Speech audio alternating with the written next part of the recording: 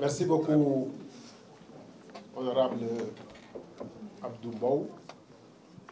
Mesdames, Messieurs de la presse, c'est toujours avec plaisir et gravité qu'on vous rencontre quand la situation l'exige. Et comme l'a précisé l'honorable Abdou Mbow, la situation et le mode de fonctionnement de l'Assemblée nationale du Sénégal, qui est un pouvoir autonome et indépendant, interpelle l'ensemble des députés de l'opposition, ce qui nous a amené à vous rencontrer aujourd'hui pour en parler. L'opposition parlementaire a décidé, pour une première dans notre histoire parlementaire, de boycotter les travaux de la plénière qui était initialement prévue demain 10 avril, mais qui, comme vous le savez, vient d'être reportée à une date ultérieure. En venant ici, nos deux présidents ou présidentes, coordinatrices du groupe des non-inscrits et présidente du groupe Takwalo, la collègue Aïssata Tall Sall, ont été saisis pour être informés du report à une date qui sera précisée par l'Assemblée nationale de la séance prévue demain. Donc l'opposition a décidé du boycott des travaux qui avaient été initialement prévus demain. Par respect pour nos électeurs et pour l'opinion nationale, nous avons décidé de cette séance d'information afin que nul n'ignore le sens et le bien fondé de notre démarche.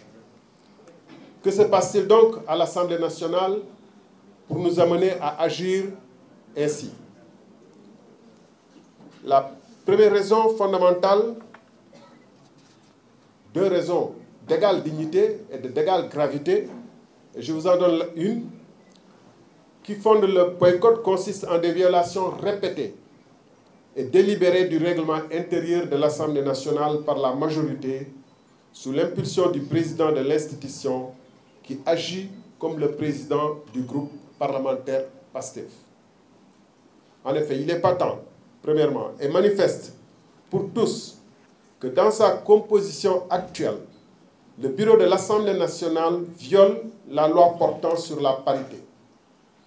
Que l'Assemblée nationale viole ouvertement les lois qu'elle vote est d'autant plus scandaleux que des conseils municipaux ont été contraints par la Cour suprême à se conformer à la dite loi après une première composition ne respectant pas la parité stricte.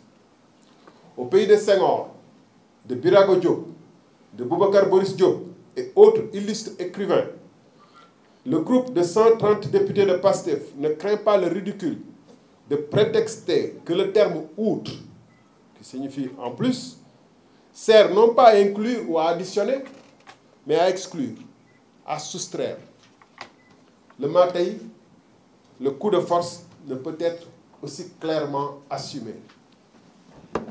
Par ailleurs, le président de l'Assemblée nationale viole au quotidien les droits de l'opposition en refusant quasi systématiquement la parole quand des députés font appel au règlement intérieur, ne serait-ce pour expliciter le bien fondé de leur démarche. Il ne s'est pas privé, lors d'une séance, à accepter pour un député de la majorité ce qu'il venait de refuser à un député de l'opposition, c'est-à-dire l'appel au règlement.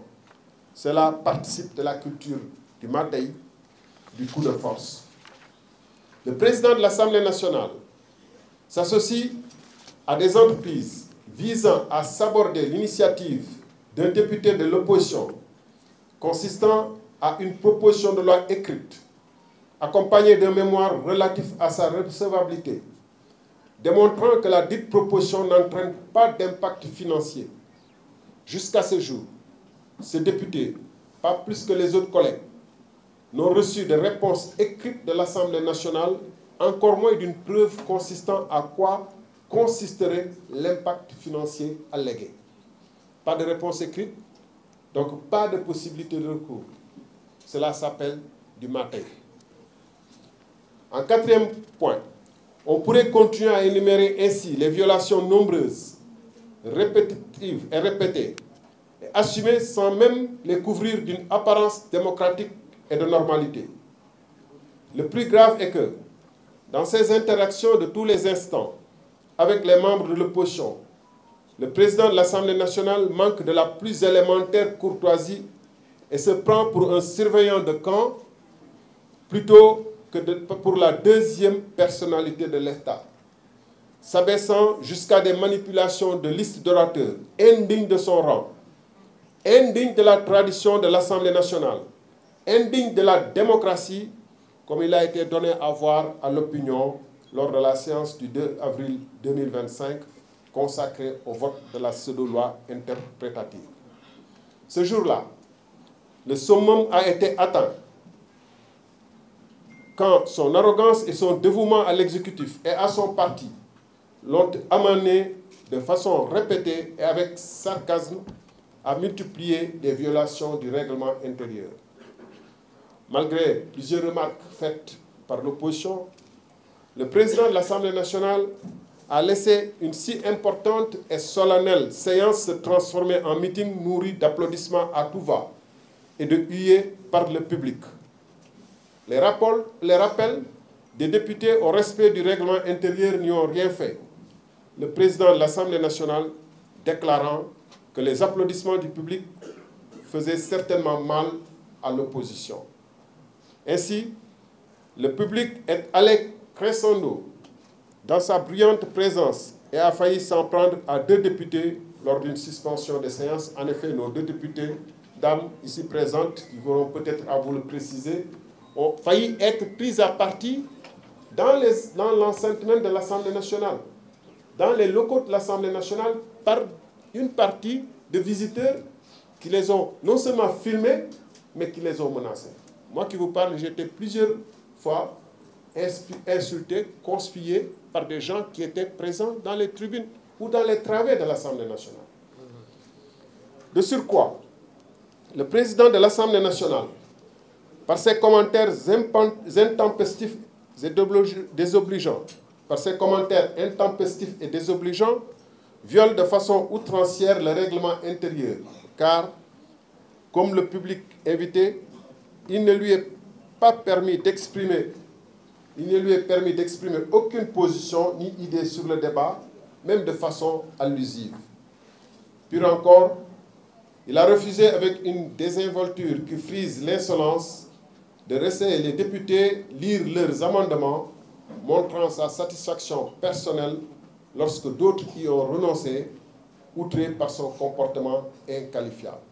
Cette attitude, jamais vue d'un président de l'Assemblée nationale depuis Lamine Gueye, le premier qui a ouvert une longue liste d'illustres présidents respectueux et respectés, n'honore pas l'Assemblée nationale du Sénégal, que pourtant le nouveau régime avait promis à une rupture conséquente. Nous demandons en conséquence au président de l'Assemblée nationale de se ressaisir pendant qu'il est encore temps, de militants communicants, et d'être à la hauteur de la dignité de son rang pour incarner celui-là même qu'il doit être. Un président élu par ses collègues et respectueux de tous pour en retour mériter le respect qu'il sera alors en droit d'attendre de tous ses collègues. Au reste, le recul noté dans la marche de l'Assemblée nationale du Sénégal, à la place d'une rupture positive et transformatrice, trouve son illustration dans une soumission encore plus grande à l'exécutif, qui est illustrée par les sessions de questions d'actualité. C'est la deuxième raison de notre décision de boycott, qui n'est pas une raison de moindre importance. Il a été en effet donné à toute personne de bonne foi à voir le comportement scandaleux du Premier ministre. Les passages du Premier ministre, loin d'être de grands moments d'échange d'idées contre idées, se transforment en des joutes d'attaques crypto-personnelles, de procès de députés, rendus d'autant plus déséquilibrés que la majorité aménage à l'exécutif un temps de parole double de celui des députés et supprime pour ces derniers le deuxième tour de parole traditionnel. Il est important ici de préciser que d'habitude, jusqu'à cette 15e législature, quand il y avait des questions d'actualité ou des questions au gouvernement, le député, naturellement, comme le membre du gouvernement avait le même temps de parole. Ça s'appelle équilibre des pouvoirs. Et le député, pour exercer sa fonction de contrôle, devait avoir le principe du contradictoire. C'est-à-dire, après une première prise de parole où il interpelle le membre du gouvernement, il avait le droit de venir dire s'il est satisfait ou s'il n'est pas satisfait. Or, ce deuxième tour pour le député a été supprimé, alors même qu'on a maintenu le temps de parole en deux séquences qui avaient été initialement prévues pour le membre du gouvernement ou le Premier ministre. Donc le Premier ministre se retrouve avec 8 minutes, et vous avez constaté que la dernière fois, les députés qui avaient intervenu avaient droit qu'à 4 minutes sans deuxième tour. Donc ça rompt fondamentalement le principe de l'équilibre des pouvoirs et en plus surtout la fonction de contrôle de l'action de l'exécutif à laquelle cette séance est consacrée. Ce qui permet au Premier ministre de dérouler en roue libre, assurer qu'il est que la réplique ne viendra pas derrière. Cela constitue non seulement un recul par rapport à la tradition de l'Assemblée nationale, mais une atteinte délibérée à l'équilibre des pouvoirs. En effet, l'organisation des questions au gouvernement est prévue et encadrée par la loi organique portant règlement intérieur de l'Assemblée nationale, notamment en son titre 3, contrôle parlementaire. Cette loi dispose que le gouvernement se soumet une fois par semaine au moins à des questions d'actualité adressées à des ministres. Un jour, au moins par quinzaine, déterminé à l'avance aux questions orales. Un jour, au moins par mois, aux questions d'actualité au gouvernement. Comme on peut le constater, il n'y a là aucune innovation ou concession du nouveau régime. Il s'agit là, au contraire, de l'exercice le plus naturel et le plus courant dans une démocratie normale où le Parlement exerce son devoir de contrôle de l'action gouvernementale.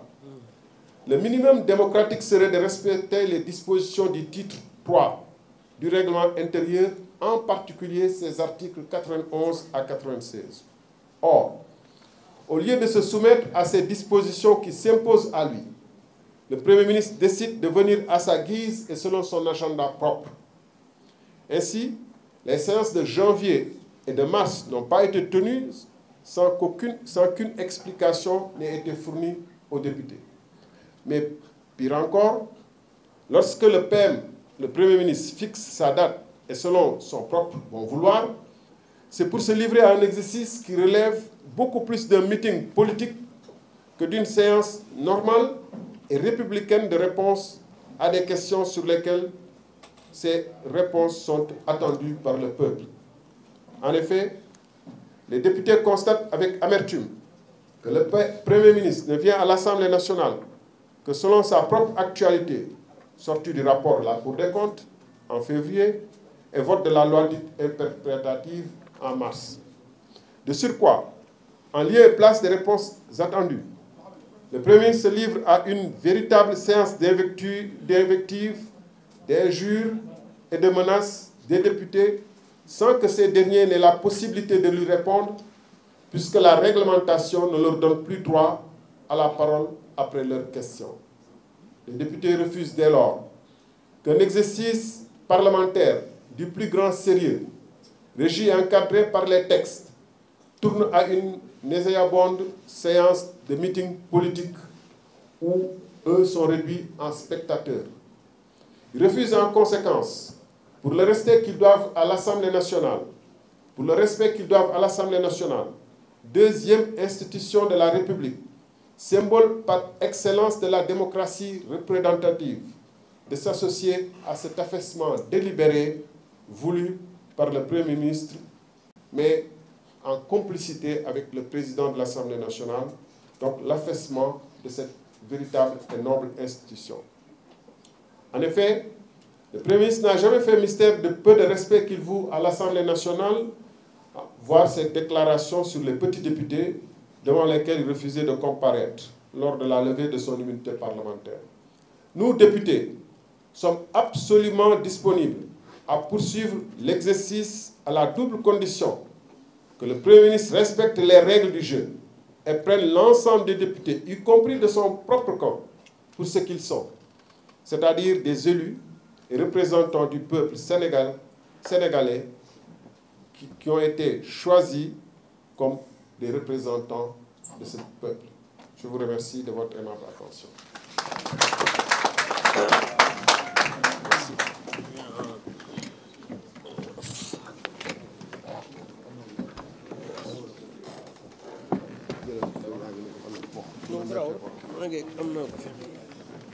am naa ko fii am naa ko fii